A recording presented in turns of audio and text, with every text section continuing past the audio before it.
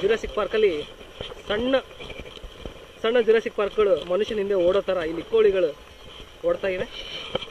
ನೀವು Jurassic park ಸಿನಿಮಾವನ್ನು ನೆನಪಿಸ್ಕೊಳ್ಬೋದು. ನೋಡಿ, ಮನುಷ್ಯರು ಎಲ್ಲಿ ಓಡ್ತಾರೋ ನೀರು ಸಿಗುತ್ತೆ ಅನ್ನೋ ಒಂದೇ ಒಂದು ಕಾರಣಕ್ಕೋಸ್ಕರ ಜೊತೆಯಲ್ಲೇ ಹಿಂದೆನೇ ಓಡ್ತವೆ. ನೋಡಿ, ಬರೀ ಕೋಳಿಗಳು ಮಾತ್ರ ಬದುಕಬಲ್ಲವು.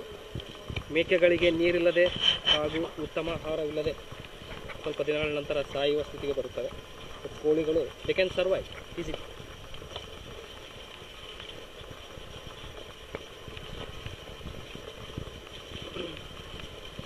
ಯಾವುದೇ ಪ್ರಾಣಿಗಳೇ, ಮನುಷ್ಯನು ಸೇರಿಸಿ ಎಲ್ಲ ಪ್ರಾಣಿಗಳಿಗೂ ಸಂಘ ಬೇಕೇ ಬೇಕು. ಸೊ ನೀರಿಲ್ಲದೆ ಅಥವಾ ಇನ್ನೊಂದು ಪ್ರಾಣಿಗೆ ಸಂಘಟನೆ ಇಲ್ಲದೆ ಕೊರಗಿದ ಕೋಳಿಗಳು ಜುರಾಸಿಕ್ ಪಾರ್ಕಲ್ಲಿ ಸಣ್ಣ ಸಣ್ಣ ಜುರಾಸಿಕ್ ಡೈನೋಸರ್ಗಳು ಬಂದ ಹಾಗೆ ಹಿಂದೆನೇ ಬರ್ತಾ ಇವೆ.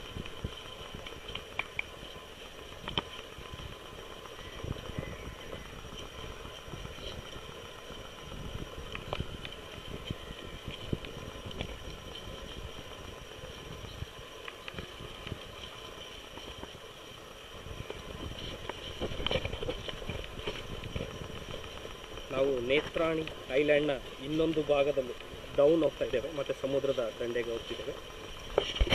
ಇದು ನೇತ್ರಾಣಿ ಬೆಟ್ಟ. ಕಲ್ಲುಗಳಿಂದ ಕೂಡಿದೆ, ಗಟ್ಟಿ ಕಲ್ಲು ಇದೆ.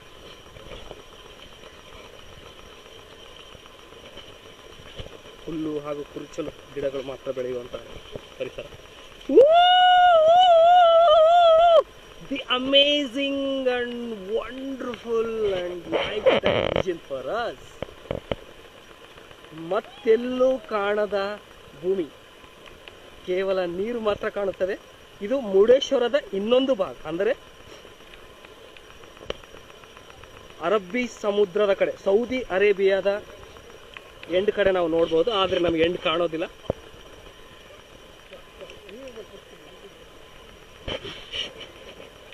ಇದು ಸಮುದ್ರದ ಮತ್ತೊಂದು ಭಾಗ, ನೇತ್ರಾಣಿಯ ಹಿಂದಿನ ಭಾಗ. ನಾವು ಆ ಕಡೆಯಿಂದ ಮುರುಡೇಶ್ವರದಿಂದ ಅಲ್ಲಿಂದ ಹತ್ತಿಕೊಂಡು ಸೆಂಟರ್ ದೇವಸ್ಥಾನದಿಂದ ಬಂದು ಇನ್ನೊಂದು ಎಂಡಿಗೆ ಬರ್ತಾ ಇದ್ದೇವೆ.